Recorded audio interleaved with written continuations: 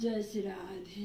এখন আমি শ্রীমদ্ ভাগবতের দ্বিতীয় স্কন্ধের সপ্তম অধ্যায় থেকে পাঠ করছি। বিশিষ্ট কার্য সম্পাদনের জন্য নির্দিষ্ট অবতার সমূহ। ব্রহ্মা বললেন, যখন অনন্ত শক্তিশালী ভগবান গর্ভ সমুদ্রে নিমজ্জিত পৃথিবীকে উদ্ধার করার জন্য লীলাচ্ছলে বরাহ রূপ ধারণ করেছিলেন, তখন আদি দৈত্য হিরণ্যাক্ষ সেখানে এসে উপস্থিত হয়েছিল এবং ভগবান তাকে তার দন্ত দ্বারা বিদীর্ণ করেছিলেন। সর্বপ্রথমে প্রজাপতি রুচির পত্নী আকুতির গর্ভে সুযোগ্য নামে পুত্র উৎপন্ন হয়েছিল।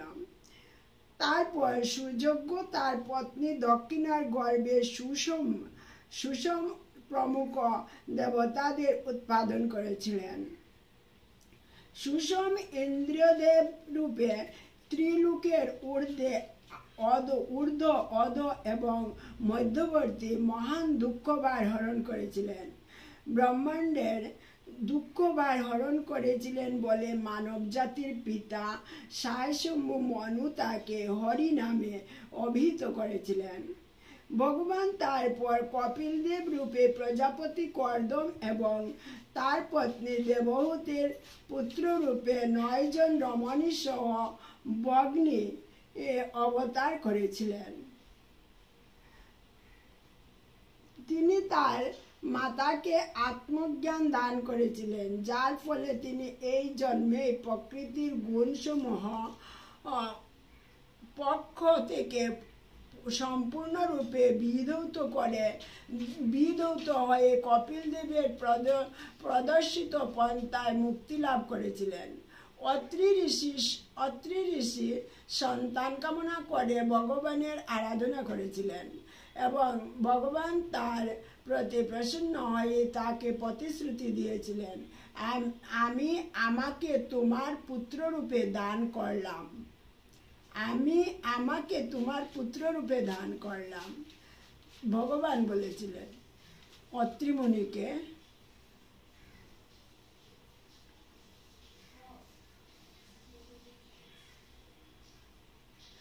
তার ফলে ভগবানের নাম দত্তাত্রেয় হয়েছিল।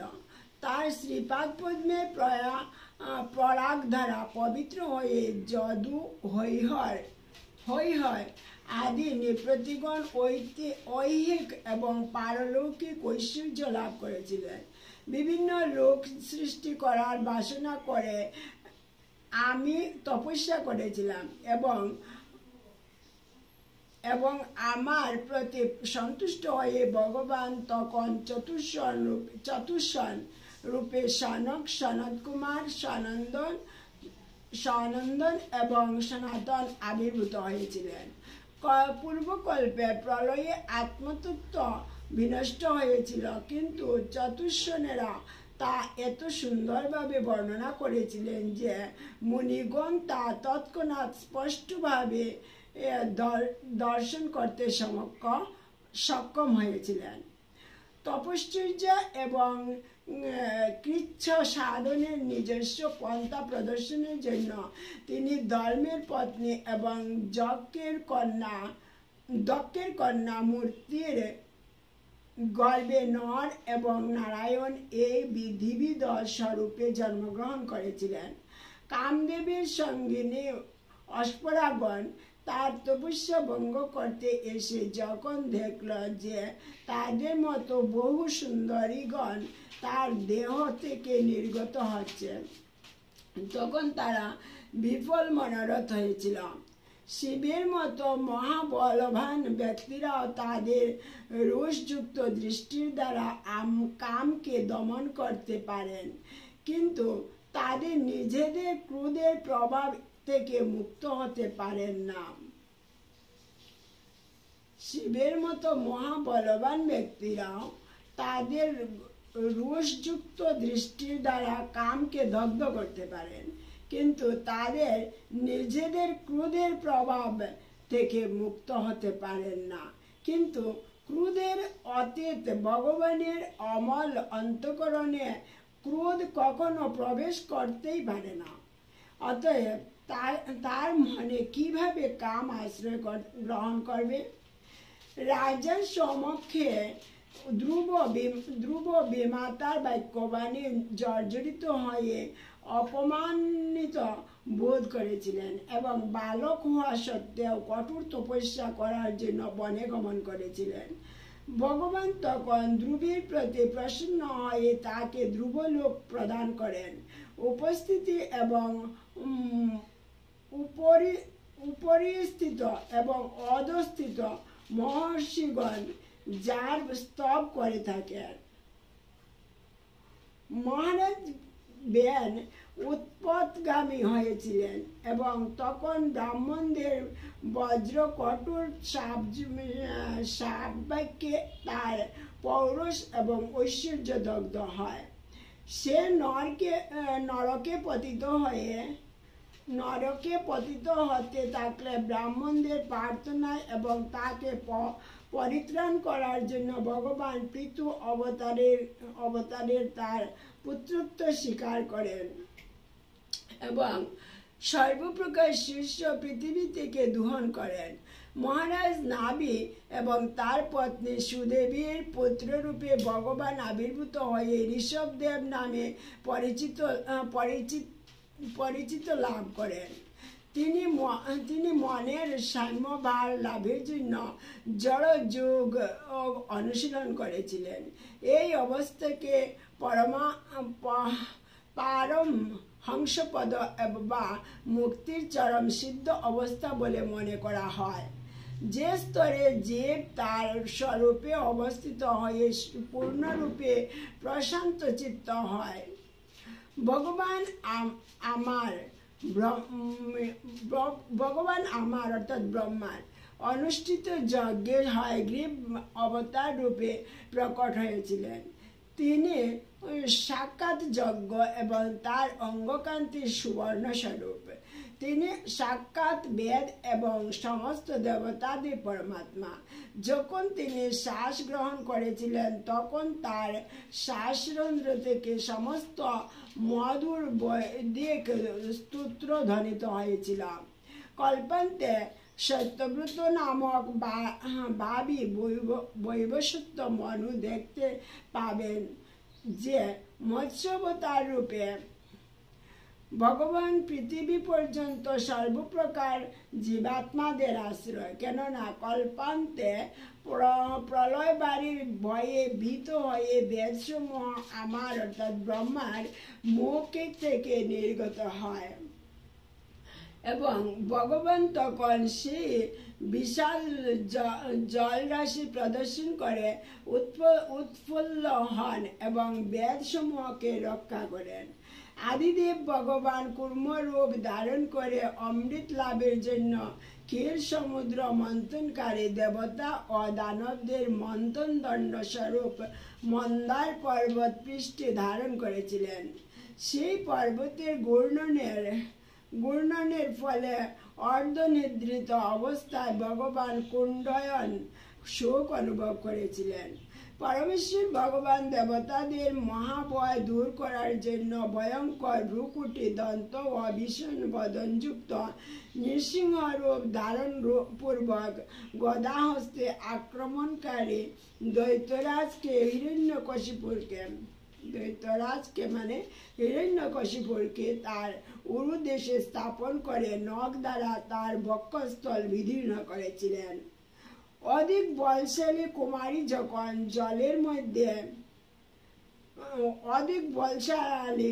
কুমির যখন জলের মধ্যে যুৎপতি গজরাজের পদ ধারণ করে তখন সেই গজরাজ অত্যন্ত কাতর হয়ে তার সুরের দ্বারা একটি পদ্ম ধারণ করে ভগবানকে সম্বোধন করে বলেছিল, হে আদি পুরুষ, আপনি সমস্ত ব্রহ্মাণ্ডের পতি, হে পরিত্রাণকারী, আপনি তীর্থক্ষেত্রের মতো বিখ্যাত।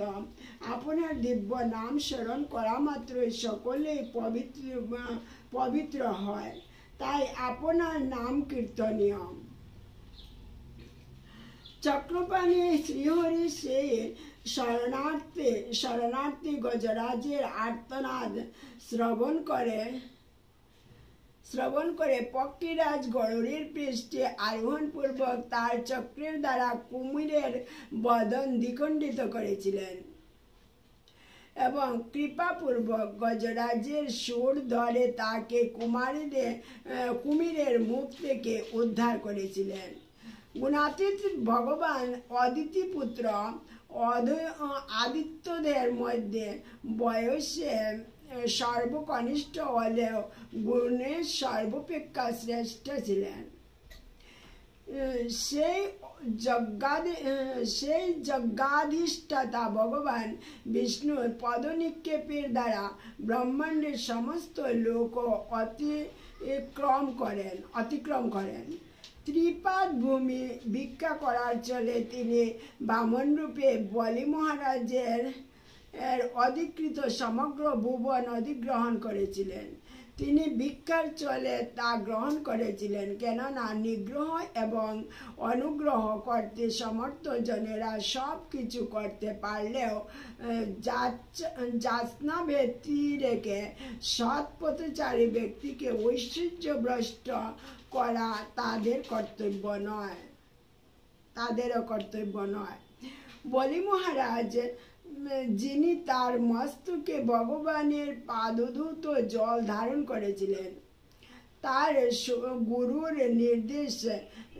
গুরুর নিষেধ সত্ত্বেও তিনি তার প্রতিশ্রুতি ব্যতীত অন্য আর কিছু চিন্তা করেননি। ভগবানের তৃতীয় চরণ রাখবার জন্য তিনি তার দেহ নিবেদন করেছিলেন। এই প্রকার ব্যক্তির কাছে স্বর্গরাজ্য মূল্যহীন, যা তিনি স্বীয় বলের দ্বারা অধিকার করেছিলেন। হে নারদ, সেই ভগবান হংসাবতারের তোমার ঐক্লান্তিক ভক্তিতে পরিতুষ্ট হয়ে তোমাকে পরিপূর্ণভাবে ভক্তিযোগ ভগবত তত্ত্ববিজ্ঞান বিশ্লেষণ করেছিলেন। বাসুদেবের ঐক্লান্তিক ভক্তেরাই কেবল সেই জ্ঞান হৃদয়ঙ্গম করতে পারেন। মন্বন্তর অবতারে ভগবান মনুর বংশধর রূপে তার সুদর্শন চক্রের দ্বারা দুষ্কৃতিকারী রাজাদের দমন করেন। সর্বাবস্থায় অপ্রতিহতভাবে তার রাজ্য শাসনের মহিমা এবং তার কীর্তি ত্রিভুবনেরও ঊর্ধ্বে। ব্রহ্মাণ্ডের সর্বোচ্চ লোক সত্যলোকেও বিস্তার লাভ করেছিলেন। ভগবান ধন্বন্তরী রূপে অবতীর্ণ হয়ে নিরন্তর রুগ্ন জীবদের তার স্বীয় কীর্তির দ্বারা অচিরেই রোগ নিরাময় করেন এবং তার প্রভাবে এই দেবতারা দীর্ঘ জীবন লাভ করেন। এইভাবে পরমেশ্বর ভগবান নিরন্তর মহিমান্বিত হন। পূর্বে দৈত্যদের দ্বারা যে যজ্ঞ ভাগ অবরুদ্ধ হয়েছিল তাও তিনি উদ্ধার করেন। তিনি এই ব্রহ্মাণ্ডে আয়ুর বিষয়ক বেদ বা চিকিৎসা শাস্ত্র প্রবর্তন করেন।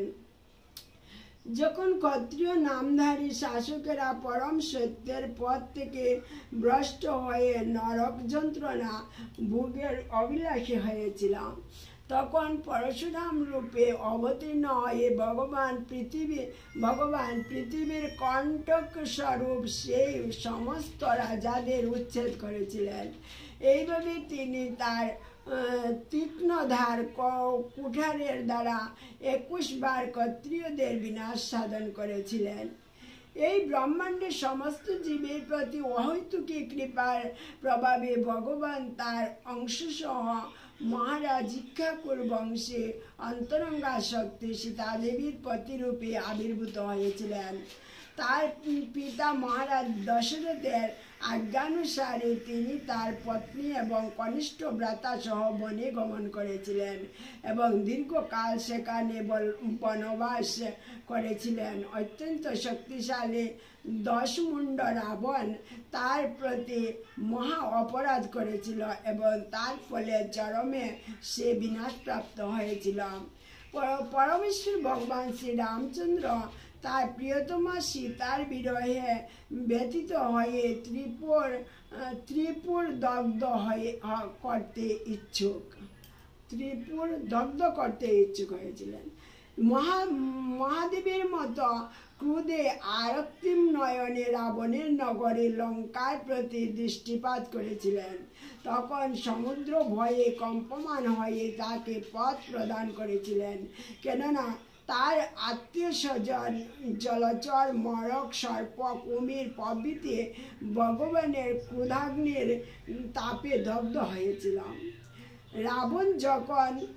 রাবণ যখন যুদ্ধ করছিল তখন তার বক্ষস্থলের সঙ্গে সংঘর্ষ হওয়ার ফলে দেবরাজ ইন্দ্রের বাহন ঐরাবত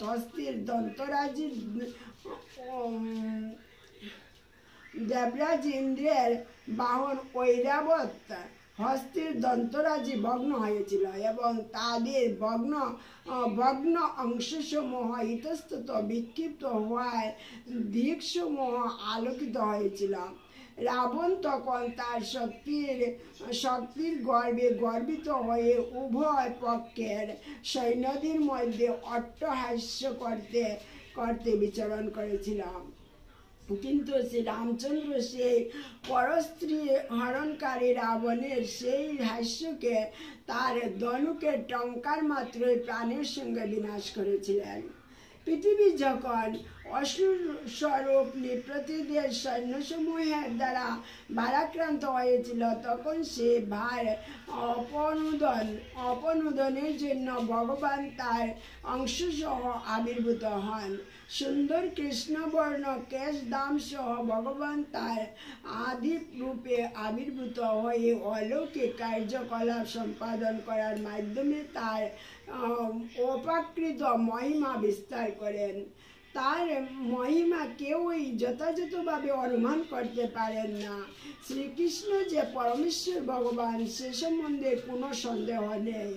মাতৃক্রীড়াস্থিত মাতৃকুরস্থিত ক্ষুদ্র শিশুরূপে বিশাল শরীরা পুতনা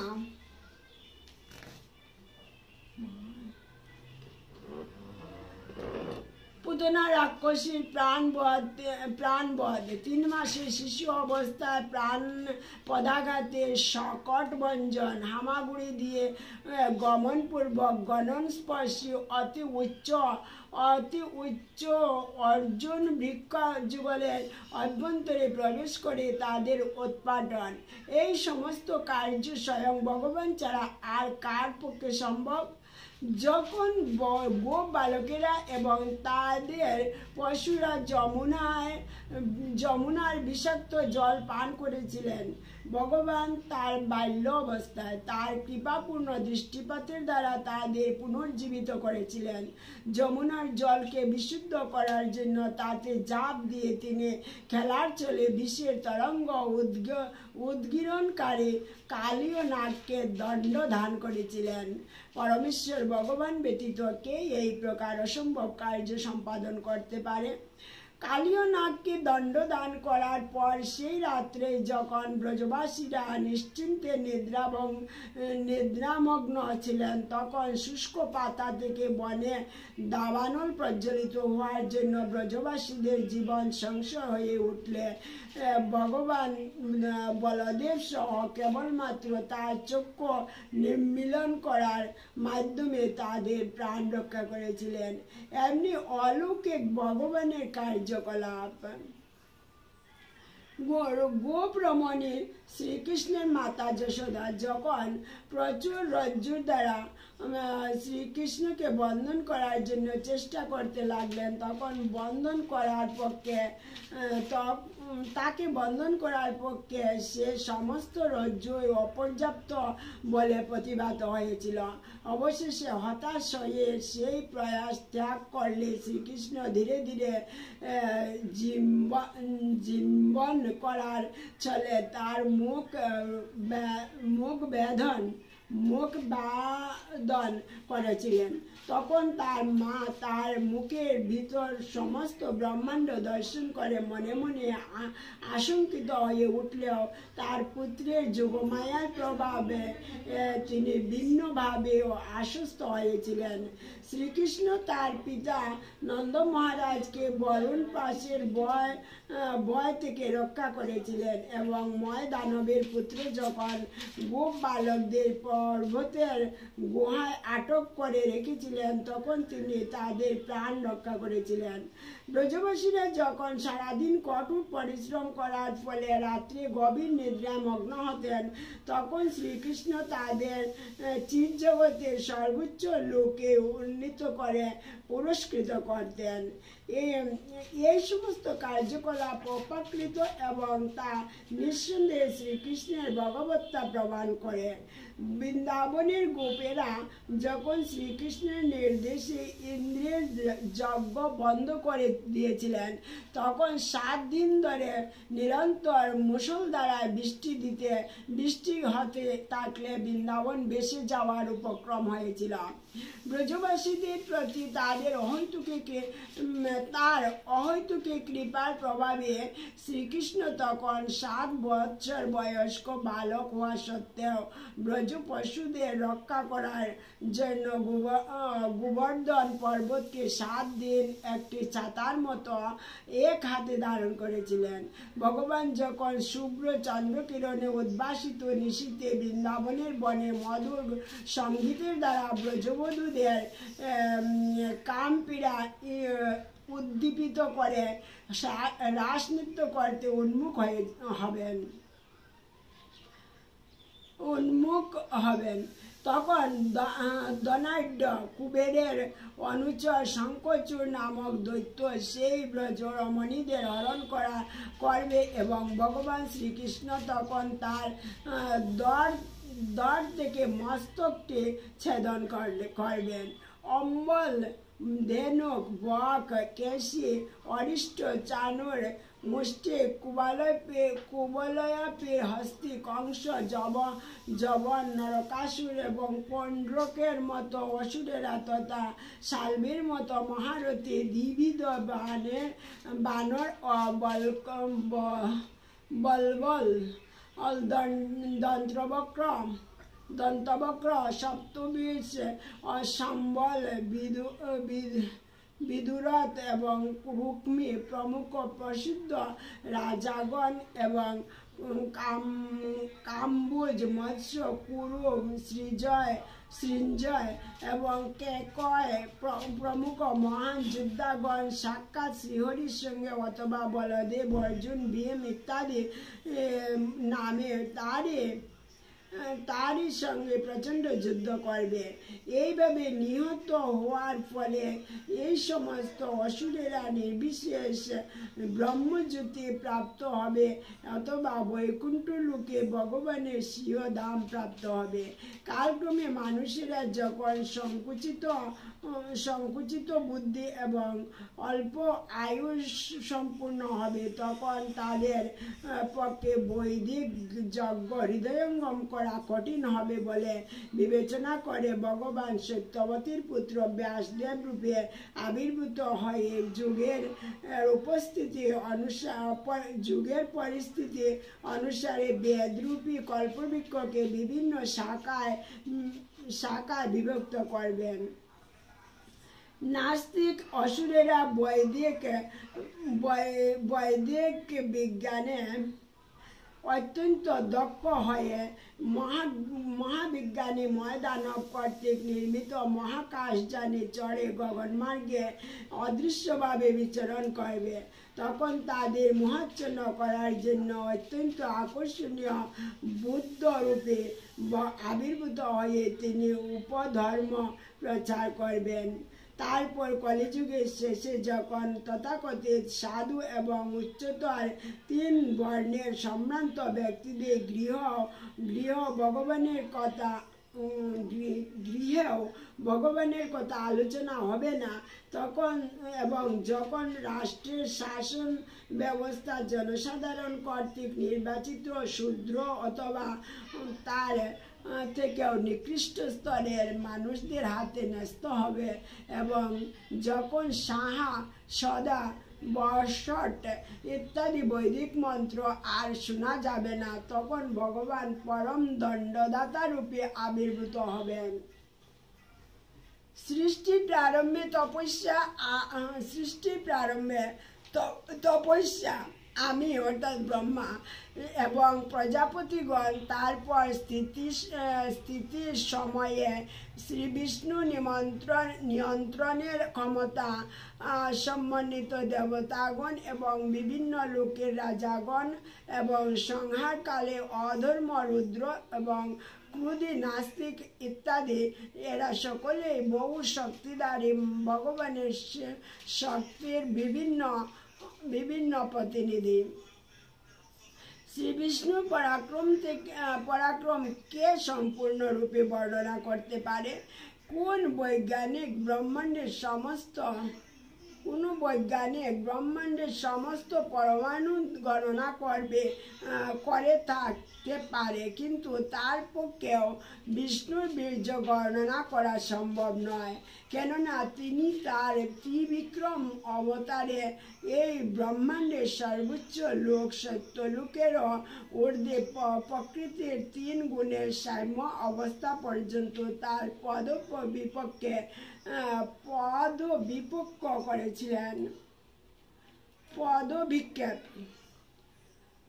পদবিক্ষেপ করেছিলেন এবং তার ফলে সমস্ত ব্রহ্মাণ্ড কম্পমান হয়েছিল। আমি বা তোমার অগ্রজ মুনিগণ সর্বশক্তিমান পরমেশ্বর ভগবানকে পূর্ণরূপে জানতে পারি না।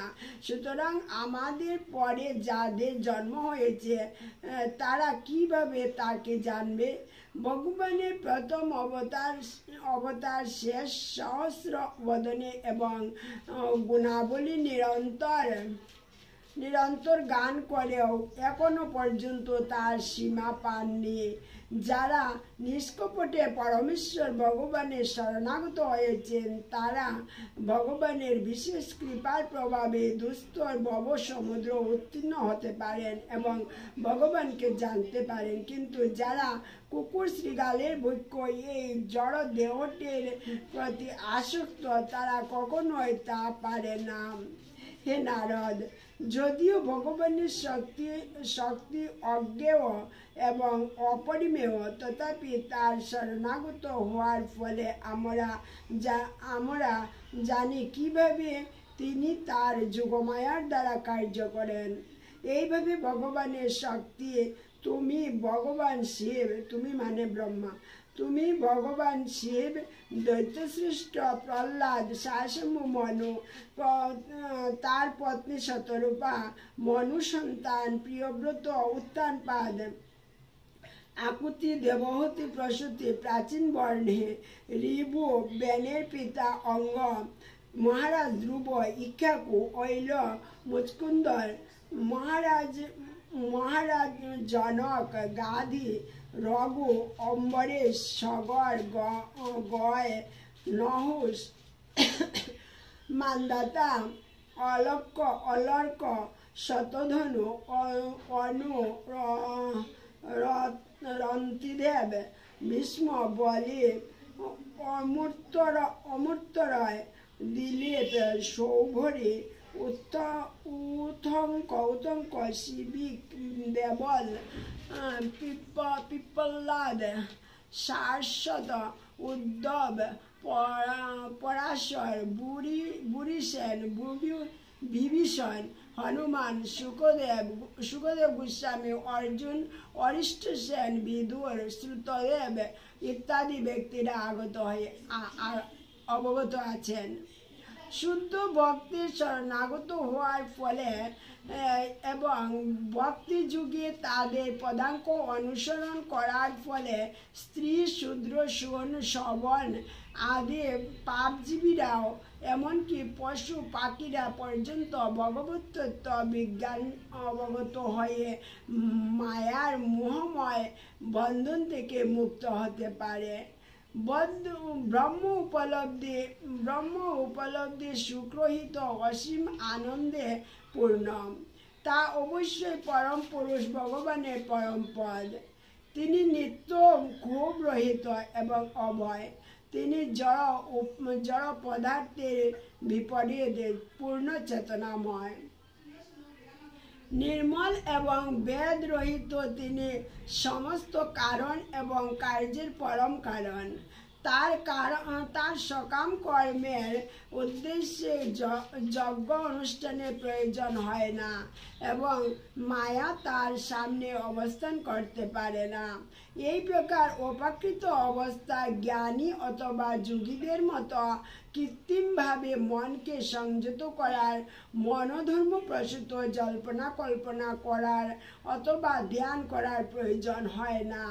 ঠিক যেমন বর্ষা নিয়ন্ত্রণকারী দেবরাজ ইন্দ্রকে জল পাওয়ার জন্য কূপ খনন করার কষ্ট করতে হয় না, এবং যা কিছু মঙ্গলময় সেসবই পরম প্রভু হচ্ছেন, সেসবের পরম প্রভু হচ্ছেন পরমেশ্বর ভগবান। কেননা জড় অথবা চিন্ময় অস্তিত্বে জীবের সমস্ত কার্যের ফল তিনি প্রদান করেন, তাই তিনি হচ্ছেন পরম উপকারী। প্রতিটি জীবই জন্মরহিত, তাই দেহের অভ্যন্তরে বিরাজমান বায়ুর মতো আত্মার বা জীবের অস্তিত্ব জড় দেহের বিনাশের পরেও বর্তমান থাকে। হে পুত্র, আমি তোমাকে সংক্ষেপে পরমেশ্বর ভগবানের তত্ত্ব বর্ণনা করলাম, যিনি হচ্ছেন এই প্রকাশিত জগতের স্রষ্টা। সেই পরমেশ্বর ভগবান হরি বিনা এই ব্যক্ত এবং অব্যক্ত জগতের আর অন্য কোনো কারণ নেই। হে নারদ, এই ভগবতত্ত্ব বিজ্ঞান শ্রীমদ্ ভাগবত পরমেশ্বর ভগবান সংক্ষেপে আমাকে বলেছিলেন।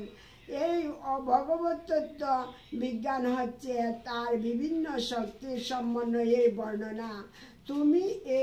তুমি এই বিজ্ঞান সম্প্রসারিত করো, নিষ্ঠা সহকারে এই ভগবতত্ত্ব তুমি বর্ণনা করো, যাতে মানুষ সমস্ত জীবের পরমাত্মা এবং সমস্ত শক্তির পরম উৎস পরমেশ্বর ভগবান শ্রীহরির প্রতি অপ্রাকৃত ভক্তি লাভ করতে পারে। ভগবানের বিভিন্ন শক্তির সঙ্গে সম্পর্কিত ভগবানের কার্যকলাপ তার শিক্ষা অনুসারে কীর্তন, অভিনন্দন এবং শ্রবণ করা উচিত। নিয়মিতভাবে ভক্তি ও শ্রদ্ধা সহকারে তা করা হলে জীব কখনোই মায়ার দ্বারা মোহিত হবে না। জয় শ্রী রাধে। হরে কৃষ্ণ কৃষ্ণ কৃষ্ণ হরে হরে, হরে রাম রাম রাম হরে হরে। নিতাই গৌর রাধে শ্যাম। জয় শ্রী রাধে। ভুলভ্রান্তি অপরাধ মাফ করবেন, শুদ্ধ করে শোনার চেষ্টা করবেন। বারবার আমি এক জায়গা কোনো সময় বোঝার জন্য বলেছি, আর অপরাধ হলে ক্ষমা করবেন। জয় শ্রী রাধে।